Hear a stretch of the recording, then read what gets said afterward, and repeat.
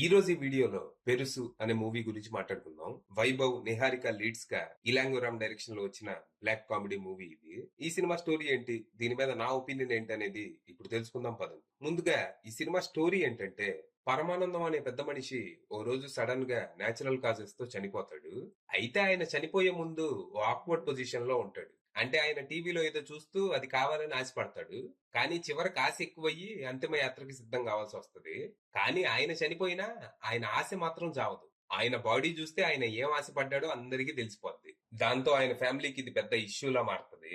అసలే ఆయన ఊళ్ళో పెద్ద మనిషి, అందరూ గౌరవిస్తారు.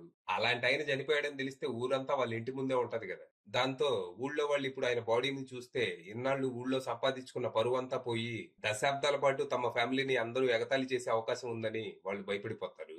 దాంతో ఆయన ఎలా చనిపోయాడనే విషయాన్ని ఎవ్వరికీ తెలియకుండా ఉంచాలని ప్రయత్నాలు మొదలు పెడతారు. ఈ ప్రాసెస్ లో వీళ్ళకి కొన్ని క్రేజీ సిచ్యువేషన్స్ ఎదురవుతాయి. సమస్యల మీద సమస్యలు వస్తూనే ఉంటాయి. ఇది చాలదన్నట్టు ఊళ్ళో ఓ టీనేజ్ కుర్రాడు ఊరందరి ముందు పరమానందం పంచోడు తీసి తన పగ తీర్చుకోవాలని ప్లాన్ చేస్తూ ఉంటాడు. మరి ఈ పరిస్థితుల్లో ఆ ఫ్యామిలీ ఏం చేసింది? అసలు ఆ టీనేజ్ కుర్రాడు ఎవరు? తనకి పరమానందంకి మధ్య గొడవేంటి? ఇంతకీ అసలు పరమానందం ఏ పొజిషన్ లో చనిపోయాడు? చివరికి ఈ ప్రాబ్లమ్స్ నుంచి ఆ ఫ్యామిలీ ఎలా బయటపడింది అనేది మీరు సినిమా చూసి తెలుసుకోవాలి. ఇక ఈ సినిమా పర్లేదు, బానే ఉంది. ఒక అడల్ట్ కాన్సెప్ట్ ని తీసుకొని ఎక్కడా హద్దులు దాటకుండా చాలా నీట్ గా ప్రెజెంట్ చేశారు. ఈ కాన్సెప్ట్ కి సినిమా అంతా డబుల్ మీనింగ్ డైలాగులతో నింపేసి ఉండొచ్చు. కానీ ఇక్కడ దర్శకుడు అలా చేయకుండా సినిమాని చాలా లైట్ హార్టెడ్ గా, సెన్సిటివ్ గా తెరకెక్కించారు. ఈ భూమి మీద చాలా మంది మనుషులకి పరువు ప్రతిష్ట అనేది ఆక్సిజన్ కంటే ఎక్కువ. పరువు కోసం ఏమైనా చేస్తారు, ఆఖరికి హత్యలు కూడా. పరువుకి పేద గొప్ప తేడా లేదు, అది అందరికీ కావాలి. నాకైతే అవసరం లేదు. ప్రపంచాన్ని ఏలేలా బతికినా అడుక్కు తిన్నా చివరికి అందరూ పైకి పోవాల్సిందే. ఈ మాత్రం దానికి రోజు పక్కనోడు నా గురించి ఏమనుకుంటున్నాడు, నేను పోయాక ఈ ప్రపంచం నన్ను ఎలా గుర్తు పెట్టుకుంటది అని నేను బతకలేను. ఇందులో వైభవ్ పోషించిన క్యారెక్టర్ కొంచెం ఇంచుమించు ఇలాగే ఉంటది. తను ఒక తాగుబోతు, తన గురించి ఎవరేమనుకున్నా పట్టించుకోడు, పరువా వంకాయ అనే టైప్. ఇలాంటి వాడు వాళ్ళ నాన్న పరువు కోసం మాత్రం నానా తిప్పలు పడతాడు. అది ఎందుకనేది మన క్లైమాక్స్ లో అర్థమైంది. క్లైమాక్స్ లో అండర్లయింగ్ గా మంచి మెసేజ్ ఉంటది.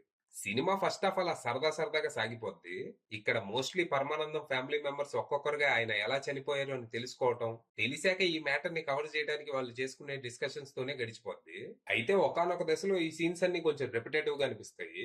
ఈ టైంలో ఒక మంచి ట్విస్ట్ తో ఇంటర్వెల్ పడుతుంది. ఇక సెకండ్ హాఫ్ లో అసలు కేయాస్ మొదలైద్ది. ఫ్యూనరల్ కు వచ్చిన చాలా మందికి పరమానందం ఎలా చనిపోయాడనే డౌట్ ఉంటది. దాంతో వాళ్ళు ఆ బాడీ చుట్టూ తిరుగుతూ ఇన్వెస్టిగేట్ చేస్తూ ఉంటారు. వీళ్ళని డైవర్ట్ చేయడానికి ఇక్కడ ఆ ఫ్యామిలీ పడే తెప్పలు అన్ని ఇన్ని కావు. ఒకదాని తర్వాత ఒకటి క్రేజీ సిచ్యువేషన్ ఎదురవుతూనే ఉంటది. వీటిలో కొన్ని ఫుల్ గా ఎంటర్టైన్ చేస్తే, ఇంకొన్ని సాగతీస్తున్నారనే ఫీల్ కలిగిస్తాయి. ఇక్కడ కామెడీ కొంచెం హిట్ అండ్ మిస్ అనిపించినా డ్రామా మాత్రం బానే వర్కౌట్ అయింది. ముఖ్యంగా అన్నదమ్ముల మధ్య వచ్చే ఒక డిస్కషన్ బాగుంటది. ఇక క్లైమాక్స్ కొంచెం హార్ట్ ఫెల్ట్ గా బ్యూటిఫుల్ గా ఉంటది. మొత్తంగా పర్ఫార్మెన్సెస్, కామెడీ, డైరెక్షన్ లాంటివి ఈ సినిమాకి ప్లస్ పాయింట్స్ కాగా, అక్కడక్కడ కొన్ని ల్యాక్ సీన్స్ మైనస్ గా మారాయి. ఫైనల్ గా చెప్పేది ఏంటంటే, ఒకవేళ మీరు ఏంటి ఇలాంటి కాన్సెప్ట్ తో ఒక పరువు గల సినిమా తీయొచ్చా అని అనాలనుకుంటే ఈ సినిమా ట్రై చేయండి. ప్రస్తుతానికి ఇది నెట్ఫ్లిక్స్ లో స్ట్రీమ్ అవుతుంది. తెలుగు వర్షన్ కూడా అవైలబుల్ ఉంది. ఇంట్రెస్ట్ ఉన్న వాళ్ళు వెళ్ళొచ్చు. అది విషయం.